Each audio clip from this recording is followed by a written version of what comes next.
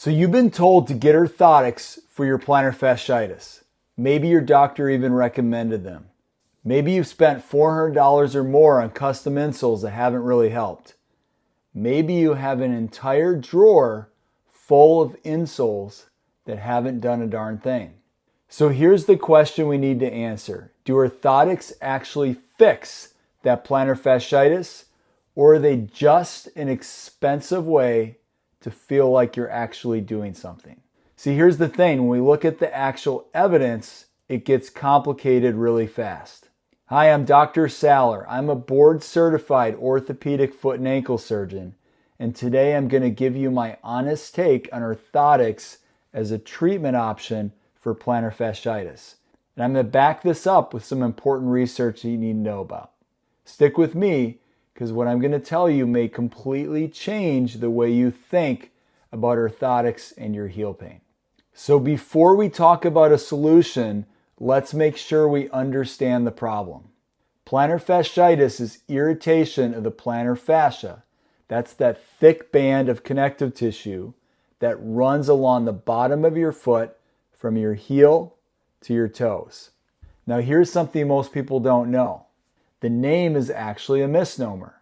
In most cases that are chronic, the tissue isn't really inflamed. It's degenerated, which means it's broken down from repetitive microscopic tears that haven't really fully healed. This leads to scar tissue buildup in the tissue over time. Now, this distinction really matters because if it's not truly inflamed, that tells you something important about what kind of treatment is actually going to work. I want you to think of it this way. Plantar fasciitis isn't a structural problem you can simply prop up with an insole the way you might put a wedge under a wobbly leg on a table. The tissue is damaged, and the tissue has the ability to recover and repair itself. Keep that in mind because it's going to make everything we talk about make a lot more sense. So maybe you've been wearing your orthotics every day, maybe for weeks, maybe for months. Your pain's manageable, but you're not really getting better. Does this sound familiar? Here's why that happens. I went through the best available evidence, and I want to give you an honest summary of what it actually shows. Not necessarily what the orthotics companies want you to hear, what the data actually says. So the first takeaway is orthotics can reduce pain, but they don't necessarily fix the underlying problem. So here's the pattern I see all the time in my practice. A patient may come in, they may have been wearing their orthotics for a couple months, even up to 6 months. Their pain is a little better day to day, but they're still hobbling after those first few steps in the morning.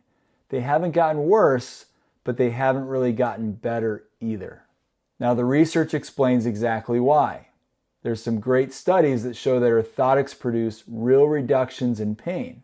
So if you've been wearing them and they helped get you through your day, that's legitimate. It's not in your head. But here's the problem. These same studies show no meaningful improvement in how well people actually move or function day to day. Pain scores go down on paper, but patients aren't actually recovering faster. The orthotics are managing the symptom. They're not really treating the underlying cause. Now, takeaway number 2 from the research is pretty impressive. There are studies that show that fake orthotics work almost as well as the real ones. This finding really stops people cold every time I bring it up, and it really surprised even me. So researchers took real orthotics, both custom fitted and prefabricated or over-the-counter ones, and they compared these against fake orthotics, or what's called a sham orthotic. This is essentially a flat piece of foam that's cut to look like an insole, but it doesn't really have any arch support, doesn't have any mechanical correction. It's just foam. It's made to look like an orthotic, but not really providing the benefit. So the real orthotics did not outperform the fake ones in any meaningful way. And this was seen in a large systematic review across 19 different clinical trials. And they found that in the short term, there was little to no evidence that the real orthotics reduced pain or improved function compared to the fake ones. To be fair, there was a small benefit in the medium term in terms of pain reduction, but it disappeared completely over the long term, and function never really improved at any point. Now, I want to be careful here. I don't want you to walk away thinking orthotics are a complete scam. People with significant structural foot problems, like severe flat feet or other types of foot issues, can generally benefit from support, and I prescribe orthotics every week. But for the average person with plantar fasciitis and a normal foot structure, the research keeps really telling us the same thing. You may not need nearly as much support as you may have been told. Now, takeaway number 3, studies show that some patients did just as well with no orthotics at all. Now for the study that I mentioned at the beginning, because this one really deserves a careful look. Researchers in the Netherlands took 185 patients with plantar fasciitis and they split them into 3 groups. Group 1 got custom orthotics made by a foot doctor.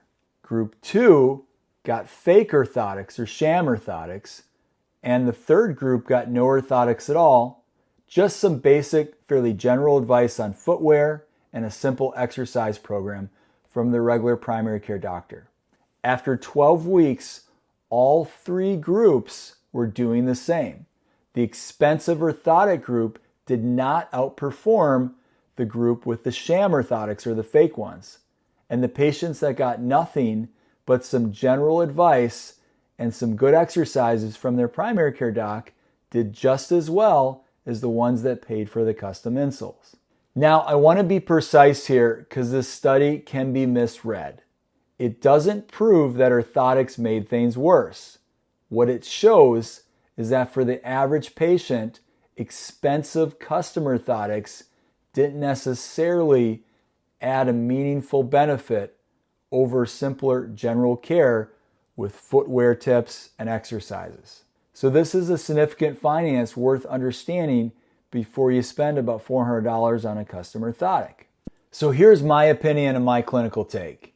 And I think it's actually kind of freeing to you once you hear it. Orthotics are a pain management tool, not a healing tool. And there's nothing wrong with using them that way, as long as you understand that's what they're doing. Think of them like taking ibuprofen for a sore muscle. Ibuprofen can make you comfortable enough to keep moving, and that's generally useful. But no one thinks of ibuprofen as rebuilding the muscle. Orthotics for plantar fasciitis work in the same way. Now, I'm not saying orthotics are not helpful and corrective in other cases with foot problems, but for plantar fasciitis alone, that's not necessarily going to fix the problem. The problem is with a lot of people, orthotics become the entire treatment plan. You get the prescription, you put them in your shoes, and you wait.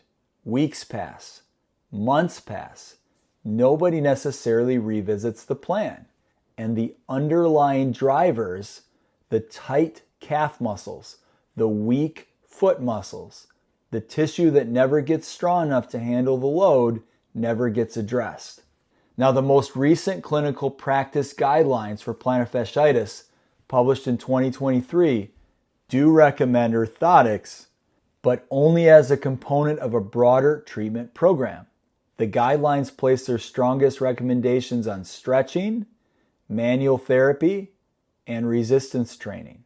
Orthotics show up as a supporting tool, not the centerpiece of the treatment. So here's how I want you to reframe this. The question is never, do I need a better pair of orthotics?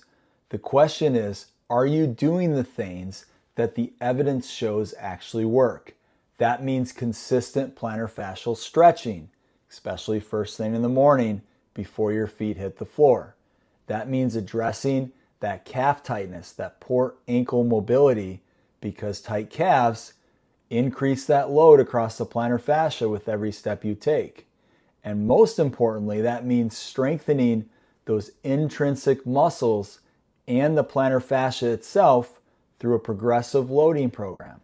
Now, I know this list sounds less satisfying than getting a nice custom insole. And an insole feels like a solution. It's something you can hold on to. It's something you can buy. It's something that seems to make your appointment with your doctor or your healthcare provider more productive. But the research keeps pointing us back to the same place every time. This is a tissue load problem, and things that fix it are things that address why the tissue is breaking down in the first place. Orthotics can make the journey more comfortable and certainly can help. Use them for that. Just don't mistake comfort for recovery.